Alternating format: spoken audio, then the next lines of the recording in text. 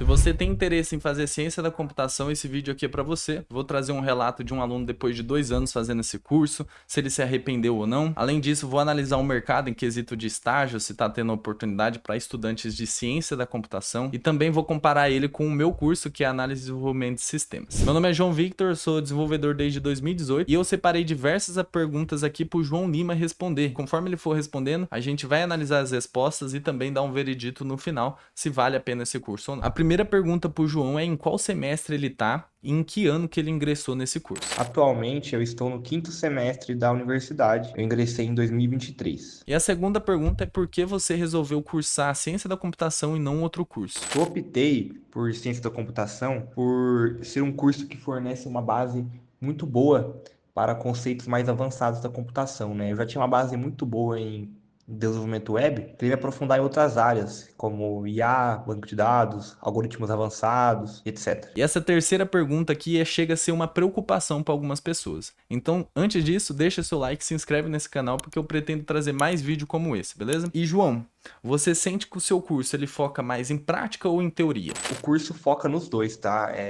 Tanto na teoria como na prática. Porque a gente tem as matérias ali teóricas, como IA, matéria teórica, tem as matemáticas ali, né? Álgebra linear, que é muito importante para IA, probabilidade estatística, mas tem bastante matérias que, por exemplo, sistemas operacionais.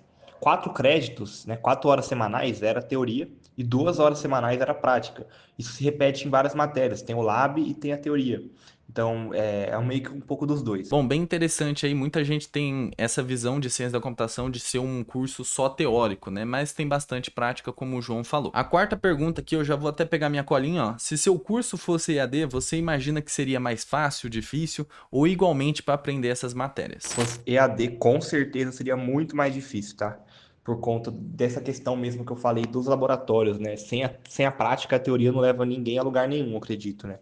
E fica muito mais difícil você ter essa prática em EAD. Bom, essa questão do EAD versus presencial é um pouco polêmica, tá? Mas como eu falei no último vídeo, analisando a ADS, é que se você tem a opção de ir para o presencial, vai, por questão do network. Você conhece professores, colegas de classe que pode te dar uma oportunidade de emprego recomendando você. No EAD você fica um pouco isolado, mas você ganha também em questão de flexibilidade. Então, às vezes você não pode sair ou se mudar de cidade. Qualquer uma dessas opções, aí o EAD ele vai te ajudar muito nesse quesito. E como que são os seus professores? Se quiser analisar em questão de humor, didática, o network, se eles recomendaram você para outra empresa ou não. A questão dos professores depende muito. Você tem que estar ligado na fama do professor na hora de puxar as matérias, saber qual professor é bom, qual não é. Até agora eu consegui pegar apenas professores ótimos, tá? Professores com a didática boa, professores, assim, alguns têm um humor ali, alguns são mais sérios. E questão de network, tem professores ali que são sensacionais ali. Todos ali, né, têm doutorado, pós-doutorado. Uma questão muito interessante aí que o João falou, né? Questão de sorte de você cair com um professor bom ou não. Mas não contem com a sorte, tá? Eu fui professor durante 3 anos, saí recentemente por questão de objetivo mesmo de carreira. Mas assim, professor em sala de aula, gente, é 30%. Ele fez os 30% bom dele, se você não fazer os seus outros 70%, você não vai ser um programador ou programadora boa. Não vai ser uma pessoa genuinamente competente. Então a minha dica aqui é você praticar sempre, tanto fora da sala quanto dentro da sala de aula, matar as dúvidas que você consegue com o seu professor e não conta 100% com ele, porque ele é só uma parte do seu aprendizado e uma parte às vezes pequena, dependendo do conteúdo. Bom, vamos para a próxima pergunta. Não se esquece de deixar seu like e se inscrever nesse canal. Sexta pergunta, o seu curso ele ajudou você a pegar estágio até o momento? Se não, quantos processos seletivos você já passou até agora? E eu só vou começar a poder pegar estágio agora, né? Porque na minha universidade, a gente tem que terminar os 4 primeiros semestres para daí você começar a pegar estágio. E, cara, é incrível quanta oportunidade tem, porque, por exemplo, a gente tem o e-mail institucional e chega oportunidade de estágio sempre. Cara, você não consegue achar alguém que se formou em BCC aqui que não fez estágio, né? Você sempre consegue fazer estágio. Outra coisa muito interessante é que atualmente o João conseguiu o estágio dele. Então, quando ele gravou esses áudios, ele estava participando de um processo seletivo e ele finalmente conseguiu o sim dele. Sétima pergunta extremamente valiosa, ó. Você acha que é necessário ou tanto faz fazer projetos por conta própria, fazer cursos, estudar além da faculdade, né? Então, ler livros, etc. Ou você acha melhor só depender 100% da facul ali? Eu acho que é necessário, tá? Eu não digo nem tanto sobre essa questão de fazer cursos, bootcamp. Eu acho que o essencial é você participar de projetos de extensão. Tem muito projeto de extensão, igual como eu falei, né? Aqui na minha, a gente tem os 4 primeiros semestres sem estágio, então eu foquei em projetos de extensão, foquei em projetos junto com a FAPESP, né, que é pesquisa, foquei em projetos como empresa júnior, que você ganha muita experiência, né, mas lógico, é sempre de extrema importância você se capacitar além, né. É bom fazer um curso, fazer um bootcamp, mas acho que o essencial são projetos de extensão. Isso. Extremamente importante estudar por conta própria, tá? Um curso atualmente que eu estou fazendo é o do Felipe Deschamps, o curso .dev. Lá você vai aprender diversas questões do desenvolvimento web, tanto back-end, front-end, vai se sentir competente em levantar uma aplicação de ponta a ponta do zero, beleza? Tanto na prática quanto na teoria. Vou deixar o link aí na descrição, mais um cupom de desconto de R$ 240 para você que tem interesse. Outra questão que o João falou aqui foi de projeto de extensão e de empresa júnior. Isso é muito top, mas algo exclusivo aí para as universidades. Se você tem interesse em fazer algo parecido, mesmo não estando na facul ainda, você pode tentar fazer freelance por conta própria, às vezes ajudar num projeto aí da padaria da esquina, fazer um site estático para eles ou algo do tipo. Eu fiz um vídeo só sobre isso, tá aí na descrição também, caso você tenha interesse.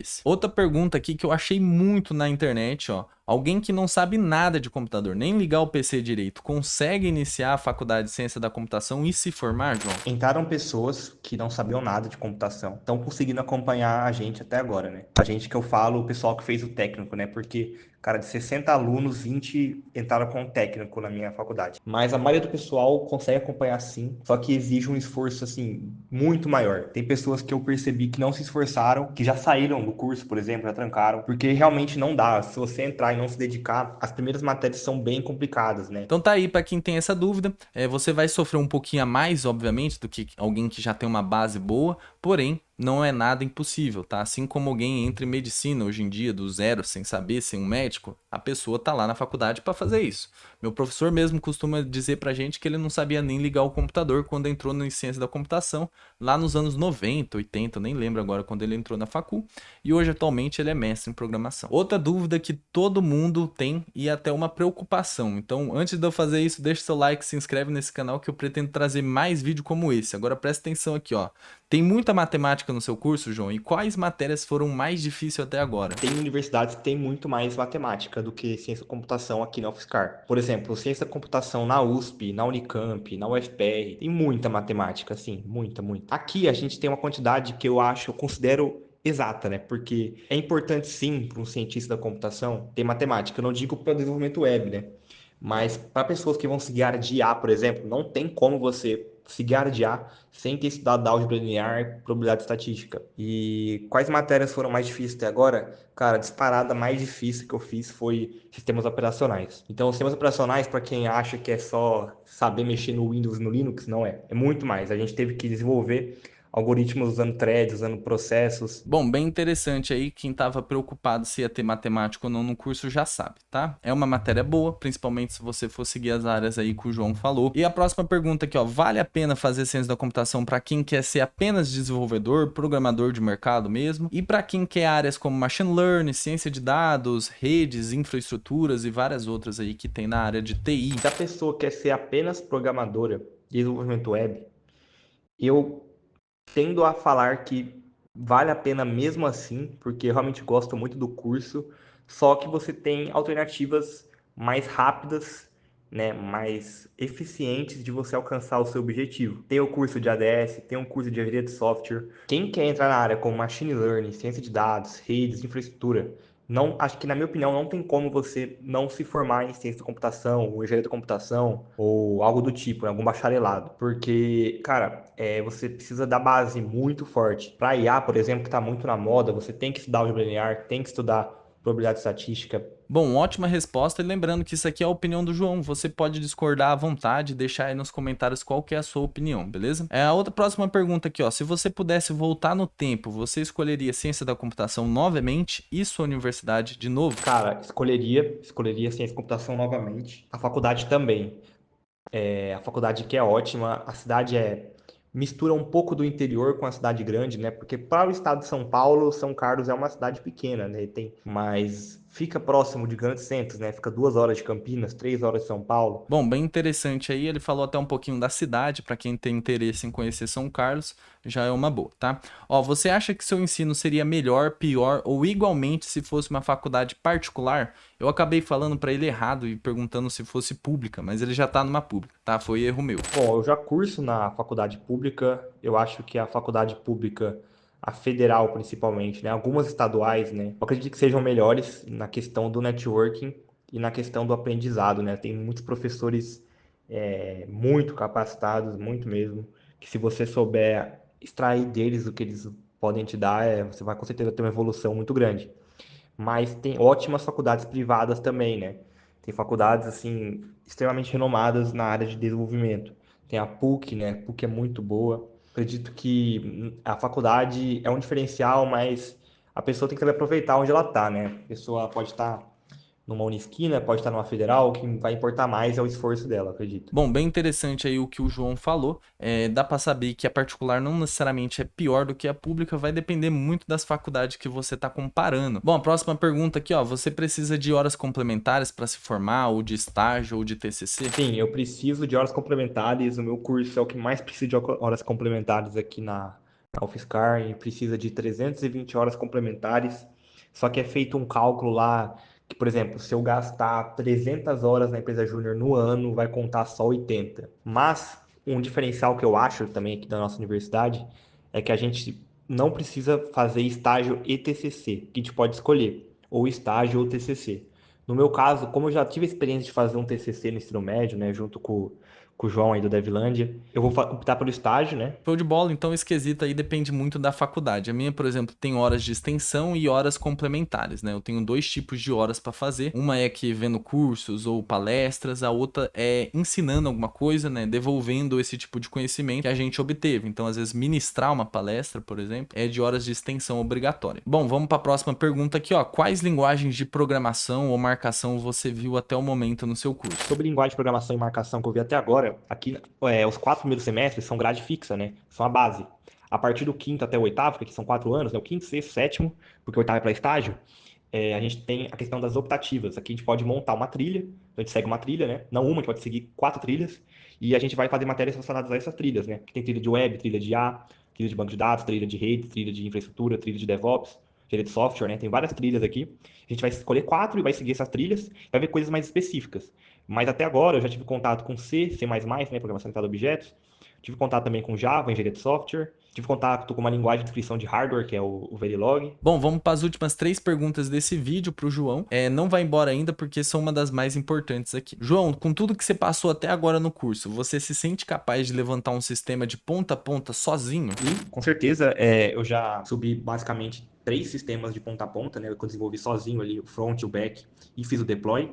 Mas isso não tem relação com a universidade em si, né? Isso eu já tinha conhecimento antes, fui buscar conhecimento em outras fontes, né? Bom, bem interessante isso que o João falou, e ele também está fazendo um curso .dev assim como eu. Se você tem interesse em aprender a escalar um sistema de ponta a ponta sozinho, aprender conceitos que as empresas estão procurando, tá o link aí na descrição, beleza? Bom, vamos para a penúltima pergunta. João, tem algum ponto negativo da sua faculdade ou do seu curso que você gostaria de falar pra gente? O único ponto negativo que eu consigo enxergar sobre a minha faculdade é essa questão do estágio ser só possível após o quarto semestre.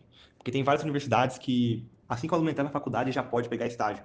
Agora, sobre o curso, talvez de uma maior variedade tecnológica. Por exemplo, o web a gente vai seguir Java no back e React no front, né? O web back e web front. Acho que seria interessante ter mais, né? Ter, por exemplo, uma matéria de microserviço, talvez. Uma matéria que você vê uma linguagem diferente, um Go ali, algo diferente. Muito bem. E tem algum conselho que você gostaria de dar para quem vai entrar nesse curso esse ano? Eu queria dar 2 conselhos aqui. O primeiro é sobre projeto de extensão. Na minha opinião, é obrigatório você participar do projeto de extensão na faculdade. Não tem essa de, vou fazer só o curso, só me formar aqui e já tá bom. Não, tem que participar dos projetos, porque você vai conhecer muitas pessoas que vão te indicar para estágio, como está acontecendo comigo. Então, você precisa conhecer pessoas, você precisa aprender, você precisa se desafiar, né? E outro conselho é dedicação, né? Você precisa dedicar para aprender, para estudar, porque tem muitas pessoas que eu vejo que ignoram as matérias, vão mal nas matérias, só passam ali na média. Usa esse tempo que você tem na faculdade, fica mexendo no celular, redes sociais, para estudar de fato. tente bem nas matérias, que você vai se destacar e você vai ser recomendado. Acho que é isso. Se tiver alguma dúvida, eu estou à disposição aí. Eu vou dar meu LinkedIn também. E calma aí, não vai embora ainda, porque eu vou comparar agora o ADS com o curso do João aqui. Bom, eu estudo ADS já faz um ano, terminei recentemente o primeiro ano em fevereiro, e eu vou iniciar o meu segundo ano agora em março. Isso por conta da greve, então a gente teve que fazer reposição, inclusive é um ponto negativo de escola pública. Então, comparando as duas opções, mais o que eu sei e mais o que o João acabou de dizer pra gente, é que ciência da computação você vai ter mais tempo para focar em algumas matérias. Por exemplo, estrutura de dados, eu vou ter só no meu primeiro ano uma matéria chamada isso. Depois eu vou sofrer um pouquinho tentando aprender por conta própria. Enquanto isso, o João tenta se aprofundar muito em diversos algoritmos e estrutura de dados durante o curso dele, que ele é obrigado a saber para passar de matéria. E se você tem apenas uma das duas opções para fazer, ou é ADS ou é ciência da computação, vai lá nessa única opção que você tem, tá? É melhor você estar numa faculdade ou numa universidade agora do que você deixar para depois e perder algumas oportunidades de emprego ou de estágio. E outra coisa aqui, quem quer trabalhar no exterior para empresa gringa e se mudar para fora, ciência da computação, por ser um bacharelado, vai ser melhor para você. Mas tem uma forma de fazer essa validação e essa tradução do seu diploma de tecnólogo para conseguir empregos formais lá na gringa. E eu falei isso no último vídeo de ADS, então depois você confere lá. Agora, se você tem opções de fazer os dois cursos, você tá em dúvida em qual fazer, não terceirize as suas escolhas, tá? Então, o que eu falei aqui, que o João falou, serve pra gente, né? Eu prefiro muito mais ADS, o João prefere muito mais ciência da computação. E você tem que tomar as suas escolhas com base no que a gente disse. E uma das melhores coisas para você fazer antes de entrar nesse curso é aprender a base da programação. Nesse vídeo aqui eu explico como que você faz isso de graça. Caso tu queira saber um pouquinho mais de ADS, dá uma olhada nesse vídeo aqui que eu falo os prós e os contras desse curso.